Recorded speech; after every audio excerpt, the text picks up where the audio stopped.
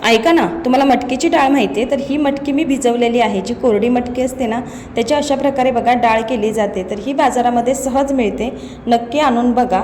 तर तासभर बघा ही मटकीची डाळ मी स्वच्छ निवडून भिजवून घेतलेली आहे.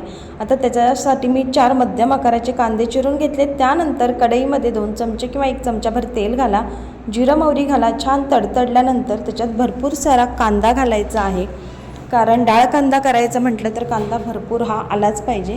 आता कांदा टाकल्यानंतर छान तो लालसर होईपर्यंत परतून घ्यायचा आहे, म्हणजे सॉफ्ट झाला का पाहिजे कांदा. अगदी आपल्याला जर काही भाजीला काही नसेलच तर झटपट होणारी रेसिपी आहे आणि चवीला तर भन्नाटच लागते.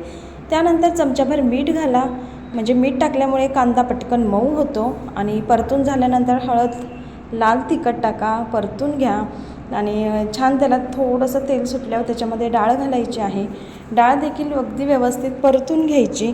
आणि एक गोष्ट लक्षात घ्या, पाणी टाकून ही डाळ शिजवायची नाही आहे. जरी शिजवली तरी चालेल, परंतु ज्यांना कडक डाळ आवडते त्यांनी फक्त ताट झाकून त्याची वाफ काढा, कारण आमच्या घरात बघा अशीच डाळ लागते, कटकटीत एकदम. त्यानंतर थोडीशी कोथिंबीर टाका, आलटून पलटून घ्या आणि मस्त असा मटकीच्या डाळीचा डाळ कांदा आपला तयार झालेला आहे. व्हिडिओ आवडला असेल तर लाईक करा, शेअर करा, चॅनलला सबस्क्राईब करा, इंस्टा असला तर फॉलो करा. थँक्यू.